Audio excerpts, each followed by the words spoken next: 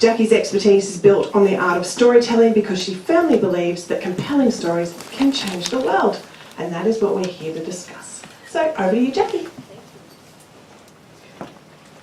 So, thank you, Deb. Am I on? Can you hear me?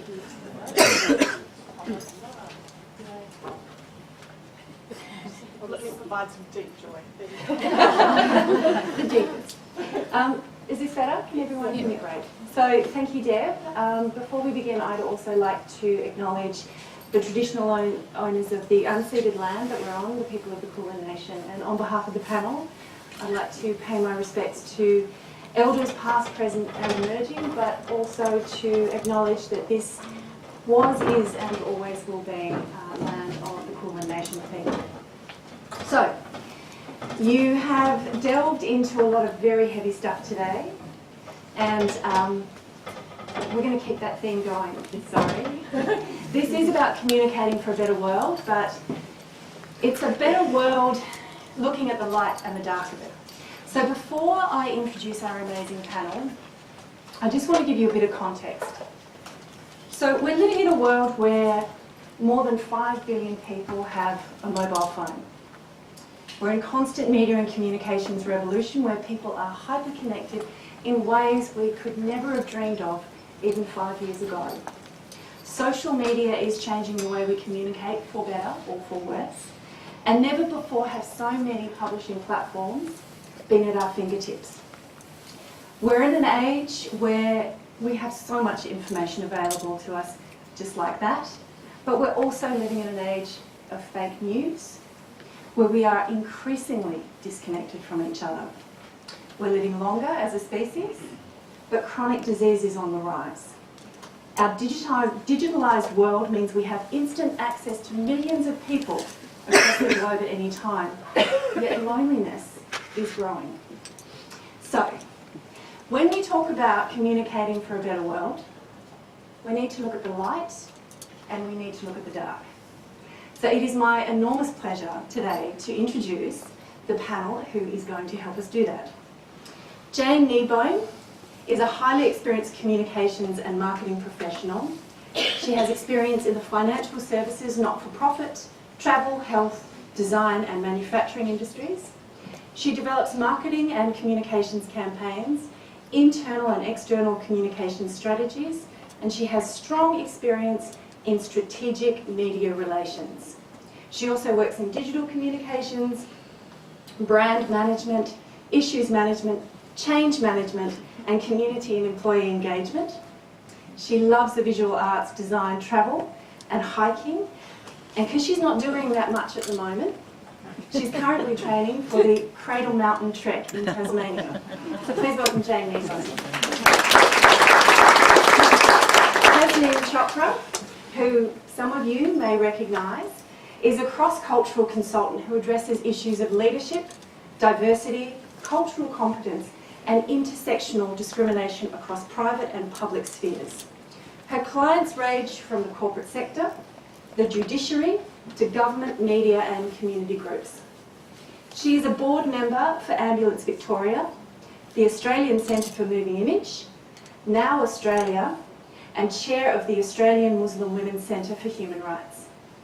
And again, because she's not doing that much, she's contributing to numerous editorial outlets. She's appeared on BBC's IQ2 debate, Q&A, and is a regular panellist on The Drum and ABC Melbourne's News Therapy. Please welcome Tasneem Chopra.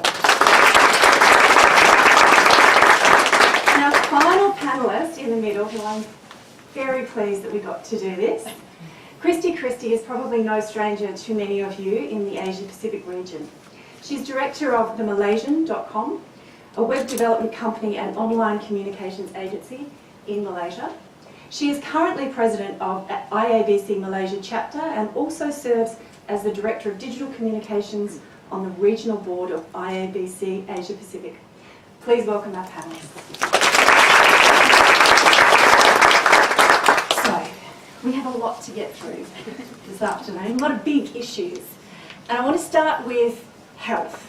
So as I said, globally our life expectancy is going up, but chronic disease is on the rise. There's also, it will surprise you to know, 250,000 apps for tracking our health at the moment. Is this digital world actually helping or hindering our health? Jane, I'd like to start with you. Okay, thank you, Jackie, and good afternoon, everyone. That's a good question, and I think it's helping and hindering our health. The ways I think some of these apps and health technology is helping us is by accessible information. And I work in the field of diabetes, and a lot of technology can be used to manage your diabetes, and there are apps and tools and pumps and monitoring devices that are very helpful. So that, I think, from a health perspective, that's the positive. Where I find some of this technology and the apps hindering in the communication space is it's a plethora of information, it's overwhelming, and a lot of it is inaccurate. So in answer to the question directly, I think it is helping and it also is hindering. So Christy, I'm interested in your perspective because you work obviously in digital communications. What's your view? Well, I believe that the choice in apps might be a problem. When there are over 200,000 apps and you try one and you try two and you try three and they don't work for you, you give up. And that's because right now it's a problem of quantity over quality. But then again, I'm wearing a fitness tracker, so I am an advocate for fitness help and apps that help you with that. But I will say that while I found out that I have a horrible number of steps per day, I am not reaching my 8,000 steps, but now I know that I'm working further towards it. I would say we need a better curation system.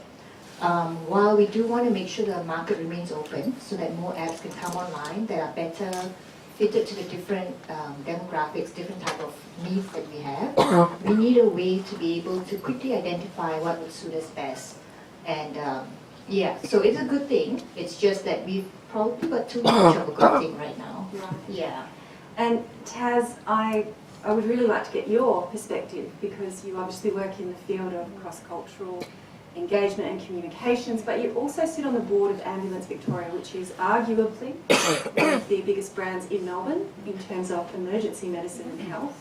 Where do you see this interplay with digital communications and health?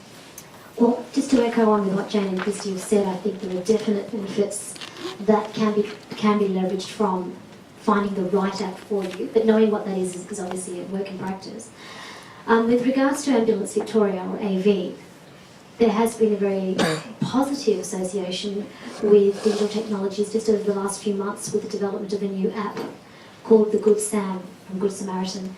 Good Sam app, and that's specifically to link people with training in defibrillators and life-saving resuscitative skills to people who actually have a heart attack. So essentially what this means is they've curated an app that has on it all the data of where defibrillators are located across Victoria and also people who are registered to use them, and they link together. So when someone has a heart attack and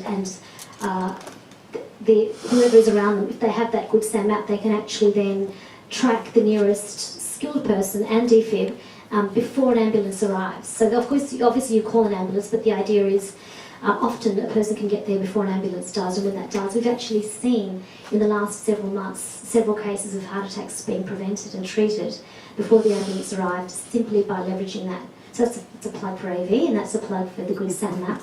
But insofar as can these apps work for health, yes they can, but I think I would actually add to what Kristy and Jane have said and argue that the mental health load of social media in itself has warranted this absolute surge in mental health apps and yoga apps and all these other kind of apps to counter the other apps that we're getting. So it does seem a little bleak and a little bit bizarre, but this is the world that we're living in. And we'll get to that in a minute because I think it's something that all of us can relate to in this room is that mental health impact of social media. Now, talking of social media, and we have talked a lot about it today, social media seems to be, it's the place we live our lives right now. It's if you are wanting to consume or cover current affairs, it's social media where it's all unfolding as opposed to traditional media. Coming back to Australia, and I know Taz and Jane, you are both very active on social media. In fact, Taz and I were having a conversation about trying to not be so active on social media. But Tasneem, I want to start with you because, you know, cross-cultural communications and engagement, and we think of social media as this amazing, you know, utopia of we're all able to communicate across borders, but is it a space for cross-cultural communications, or is it creating echo chambers and silos? I think both. That sounds like the cop-out answer for everything today. Essentially, we live in a globalised world, so in a country like Australia where you do have a dominant or a host culture and so many minority cultures within it, social media affords those minorities suddenly a platform where they can see themselves, you know, recognised or referenced, which they couldn't otherwise see in the dominant or mainstream media. So it becomes a salve, somewhere to go to have that validation. But by the same token, I think the sheer I guess the less reliance there is on traditional media has meant that social media per se has been picked up more, which means there are more outlets, there's more competition. We're all citizen journalists, for better or worse, mainly worse, unfortunately, because there is no monitoring. And again, because of that thing called analytics and logarithms, you're going to be fed what Cambridge or Facebook decides you're worthy to have fed to you, for example. So you're getting a very curated, maybe even manufactured sense of other people's realities for what then becomes your only source of information. Now, I would argue that that's questionable, but unless you actively opt into other news sources, you will be fed into an echo chamber. And I think that people get lazy, or they don't know, or they don't realise. They don't realise there's a closed group and an open group, for example, on Facebook, and what this means. So I think there's a lot of literacy deficit in terms of understanding what social media can actually do. And for those who don't have an understanding, they can become collateral damage. Yeah. Now, Jane, you spend a lot of your time with grassroots communication. So where do you see the impact of social media on grassroots engagement and communication? So I work for Diabetes Victoria and run a campaign and media team, and we use social media to increase engagement for people living with or impacted by diabetes, and for people who have the potential to become ill with diabetes. So we use it for advocates and for spreading awareness, but it's only one area of our campaigns that we use. We have to keep our campaigns pretty grassroots because it is a member organisation that I work for, and social media is just one of the channels we use, as well as local newspapers, for example, and face-to-face meetings and handwritten letters. So we really go back to basics at one level, and then we're more high level at other levels. Yeah. So on that, because we've talked, I think all of us at some stage in preparing for this panel, we've talked about stereotypes. And I know that Tracy in particular talked about stereotypes this morning, and about being very careful about perpetuating stereotypes. So Tasneem, I want to start with you because you have done a TED talk on this very issue, and if you haven't watched it, download Don't Believe the Hype, Exceed It, which is an amazing TED talk from Tasneem Chopra about stereotypes. Now, do you think communications, our modern communications, and a lot of the professional communicators in the room today, do you think we're challenging or reinforcing stereotypes? I think you know what I'm going to say. I think there is a capacity before the advent of social media to be fed a stereotype and not know it was one, and not question it. But I think with the advent of more people coming into the public space and having their own moniker, their own brand, self-managing, it is a lot harder to pull the wool over the public's eyes the way it used to be. We do question headlines, we do question political integrity, we question blanket statements about one portion of the community as if that represented everybody. Whereas 15, 20 years ago we may not have. We might have just thought, all Asians were X, or all Arabs were X, or all Muslims were X. Now we can actually see if that's been counted, because stereotypes are only as good as the information that backs them up. But when you're seeing something to counter that, then you really do have to question it. There's that adage, that, for example, I can't think of a better one right now, but all Muslims are terrorists, but not all terrorists are Muslim, for example, or vice versa. It's one that I'm constantly hearing. And yeah, 20 years ago you'd be fed that and accept that was the way. Now we actually know there's a much broader depth, there's a nuance to people. And there's a nuance to communication, which when you give that platform and mic to those communities who are the centre of stereotypes, you're actually finding a counter-narrative. I think that's very empowering, and I think it's one of the more liberal outcomes of what social media has done to counter that very sort of myopic thinking that we're suffering from. Do you think we're giving the microphone enough to that counter-argument or the counter-dialogue? I think independent media is, and doing it really well, but I think mainstream media has a long way to go. Yeah. So, Jane, and you talked about this before, your role almost daily is dealing with stereotypes, and in particular type 2 diabetes, which I think, you know, we have the proliferation of health apps. We see what's happening on Instagram with, you know, the healthy looking sort of Instagram posts that we see. What do you find, I suppose, challenging about your work, having to constantly counter this stereotype of particularly chronic disease and a chronic disease like diabetes? So there's many forms of diabetes, but the two main forms are type 1, which is an autoimmune disease, so it's very little, if anything, at all to do with diet, and then type 2, which is predominantly lifestyle and diet and genetic as well. But we're embarged a lot each day with stereotypes around diabetes. So we've just run a campaign called Bust a Myth, and if you look at bustamyth.org.au, you'll see that we busted 5 common myths around diabetes, such as you can't eat sugar, you're overweight, etc. So the type 1 community are very vocal as well, because they're often really involved in a blame and shame game. And as are the type 2s. They do the blaming? And No, people are targeted, and they are targeted. Yeah. Yes. So we were really busting myths around diabetes, and we did 5 different videos about those 5 myths, and we work with people living with diabetes. So we have talent in those videos who live with it. So we go out on social media and find that talent, and they're passionate people, and they work with us. So it's very authentic. It's great storytelling. And it's original content, and we use that for social media, but also for digital media, digital e-newsletters, billboards around Australia, and radio and television advertising.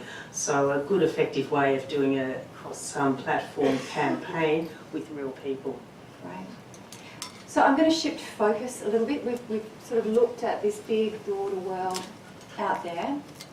I want us to have a look internally. And this actually stems from a conversation that I had last night with Christy, but also from our contingent from Japan, who I can see. Did I see Kaz before? We were talking about, yes, we were talking about in Malaysia and in Japan, you were voicing your frustration that communications as a profession is still fighting to actually have value, to be at the table, at the board table, and we've talked about that a lot today. But, you know, even in Japan, when I spoke to Kaz, he was talking about we really struggle in Japan to even have it seen as an academic pursuit. So when we are struggling as a profession to actually be seen as legitimate, how on earth can we even then focus on communicating for a better world? I'm no expert. I'm sitting on this chair, but really I can't solve this problem. But I am an optimist. Let's try. Let's try. I'm an optimist, I like to think, tempered slightly, hopefully, by reality.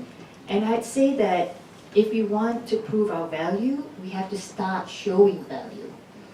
And it really is about taking that initiative in your different companies, in my own company, when it comes to clients. They're going to tell you that ABEs are the way to measure your value. They're going to tell you all these things, and honestly, I don't expect them to know any better. It's my job to tell them why that's such a bad idea in a very nice way.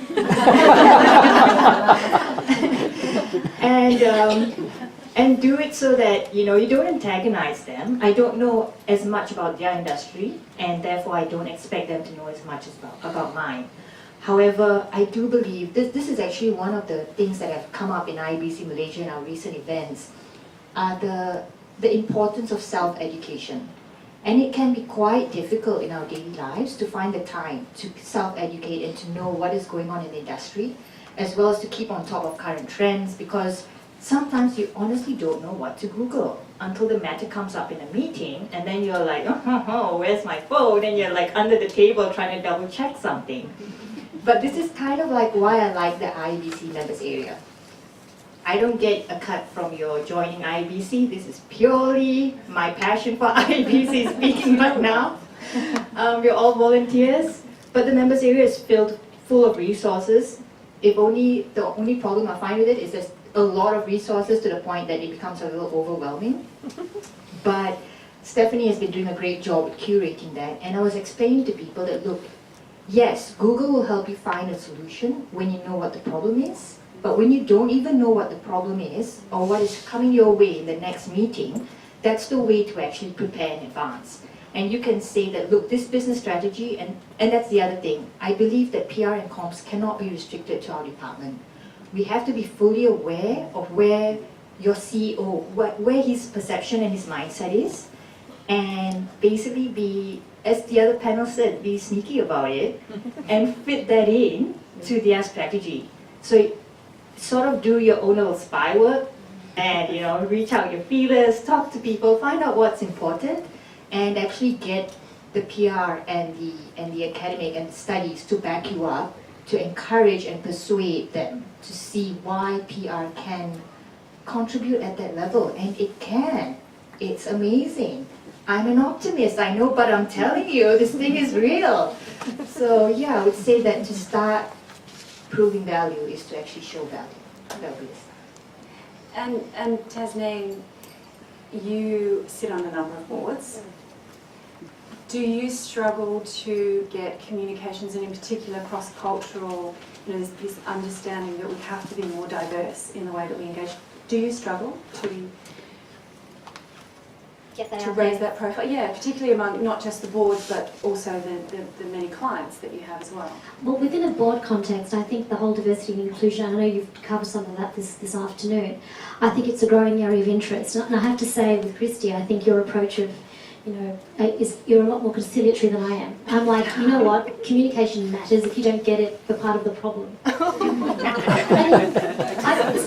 don't know, I'm just a bit jaded and a bit like an old woman about that. But I do. I'm done with having to justify what we do is so important. Messaging is crucial. You're only as good as your output, and your output is only as good as the content. And if you don't have a substantive message, the efficacy of your business idea, whether it's politics or business, is going to plummet. So you need good communication strategies, you need good communicators, because the difference between you and your client is your credibility, and that's where communication matters. So I think I don't want to pussyfoot around and say, oh, you know, we could really help you, but we are your bottom line. You know, we are, and you need to get on board, you need to model well. Communication should be a part of every executive level. I mean, it impacts people and culture, it impacts risk, it impacts all those different levels of governance that go to the success of an organisation. So yeah, put it front and centre, because without it you end up with a whole lot of problems that stem from just not knowing your base, not knowing your client, because you never asked.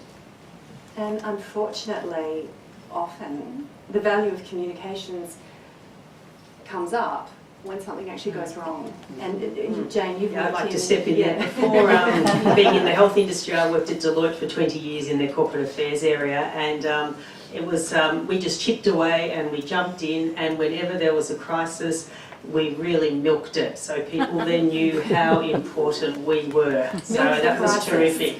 Yeah, just milk any opportunity you can, and really get advocates in your business as well who'll support you. So there's always a group of people who'll support you at a senior level, and just get them to keep chipping away. In my current role, I report to the CEO and I attend every second board meeting. So I feel I have a voice at the table, and I'm on the leadership team as well. But I really think you've all got a responsibility to make that happen yourselves, and really try hard to make it work, and really be strategic about it, and jump in whenever there's an area where you're protecting somebody or an organisation's reputation. Milk it, milk it, milk it. So from milking to trust. So I do want to talk about trust, because we have talked about trust quite a bit today. And many of you in this room will be familiar with the Intl Trust Barometer.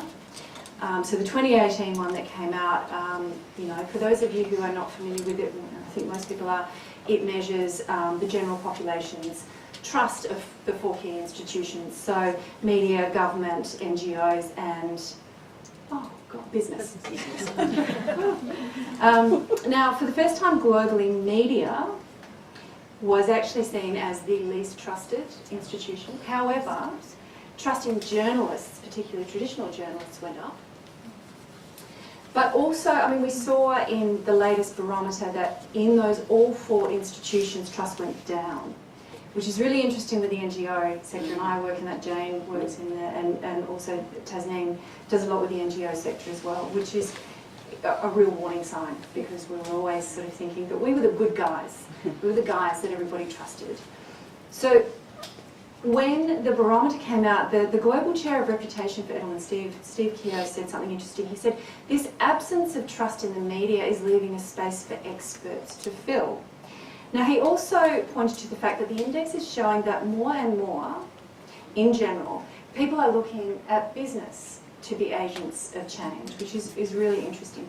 So thinking about our profession as communicators, where do you see the craft of communications in building and maintaining trust in a world where media is losing its credibility, where all our institutions are actually losing some of their credibility?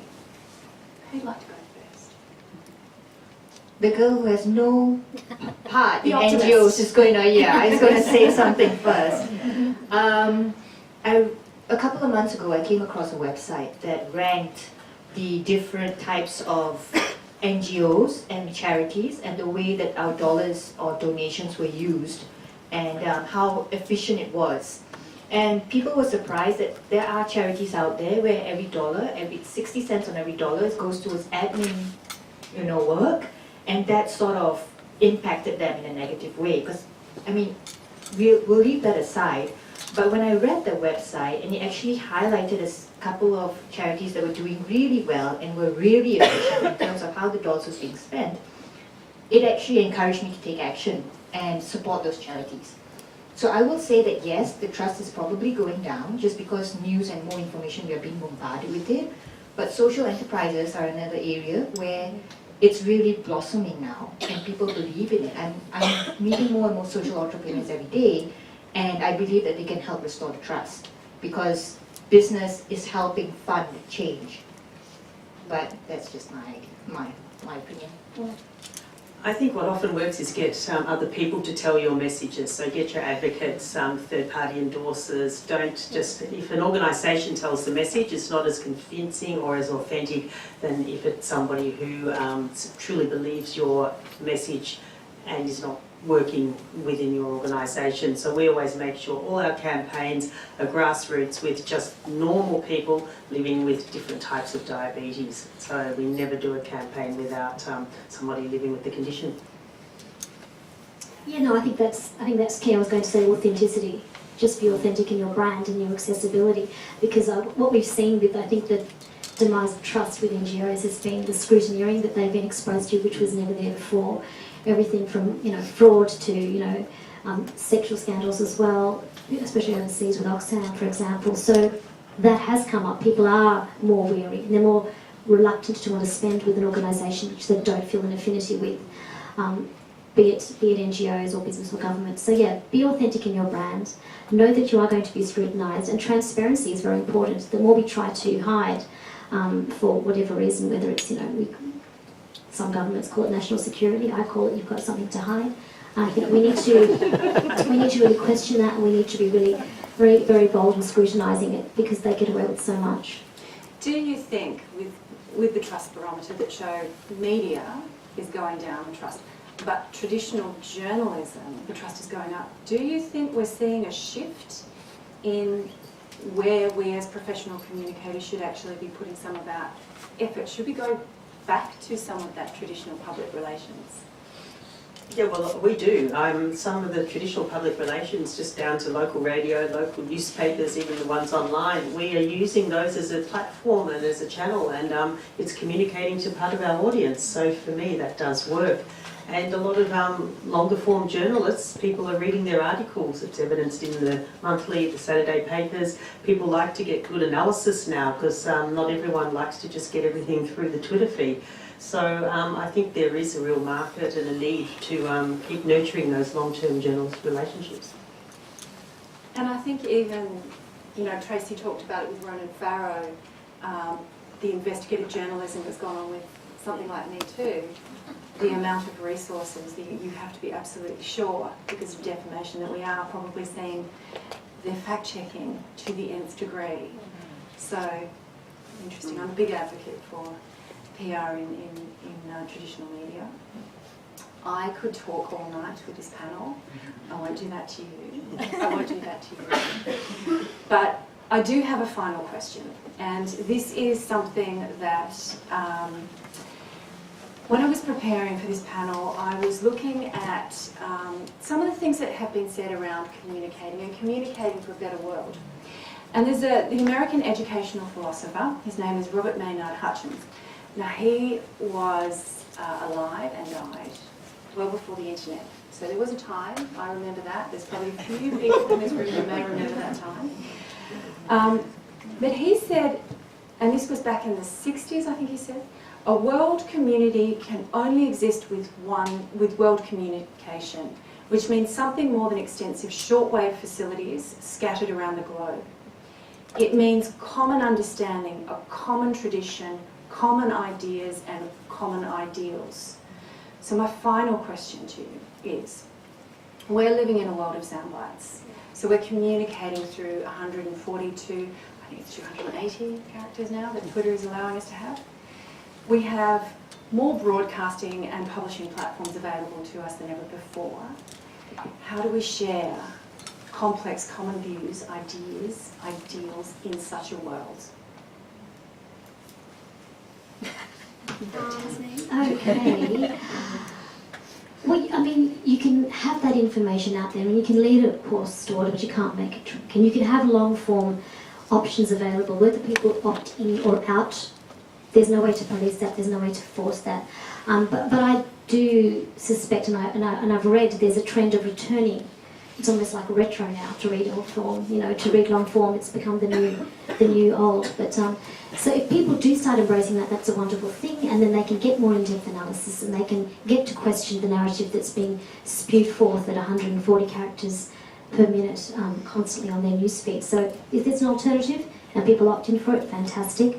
What I think is also healthy are these forums like this, where there's actually engagement. We've almost lost the art, and it sounds like so cliche, but we have lost the art of actual conversation and actual exposure and relating to those who we read about or that we talk about, who occupy 90% or 95% of the news headlines at any given time, but make up less than 1% of the population, if you know where I'm going.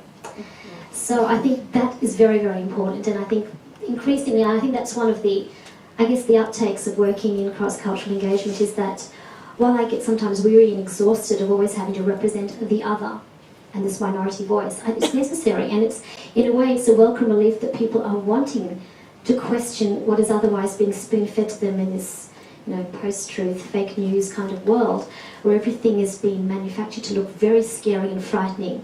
But when you actually, speak with people and hear from them, it changes and flips things on their head. And I'll just end with, there was some research undertaken in, I think it was the US and some country areas, where there were cross-cultural educators going into schools doing 101 sessions on Islam in America. And they did surveys, and I have a friend who works in this space here in Victoria, done something similar in country Victoria. And she took a hand poll of students in primary school and said, how many of you in this classroom have heard about Islam and Muslims? This is upper primary. And most of them put up their hand. All right, how many of you kids in this room feel a bit scared when you hear the word Islam or Muslim? And the kids all put up their hand. And then she said, how many of you in this room have met a Muslim? And then nobody puts up their hand. So that's not even rocket science. And I think that's a very, very basic analogy of what communication can overcome. and we actually provide authentic sources and platforms of voices to counter the narrative that's being spewed out there. So my answer to that question was to communicate for accessibility. So don't just presume everyone in your audience has access to the internet, for example. For fairness, keep it real. For equality as well, breaking down gender stereotypes, etc. And most importantly, with authenticity. For me, actually, it was just about something that resonated with me from last year's Fusion. Our keynote actually spoke on storytelling. It was Gabriel Dolan, and the message was to eliminate jargon. I think that is the first thing. When you have complex messages, you have a variety of audiences, jargon has got to go. And Tracy actually just repeated that today when she said, keep it simple and keep it human, you know? And I'm all for weaponizing humor, you know, give me the gun and all. Yeah, let's do that. In a metaphorical sense. Yeah, you know, I'm not a terrorist. But yes, definitely I would say all voices have to be accurately represented, and we have to make an effort that we know who those voices are. It's easy to overlook them if we don't even know they exist, because they are the silent minority. They're silent, you know, and we have to give them that ability to be heard. Yeah. So we have 15 minutes before, between this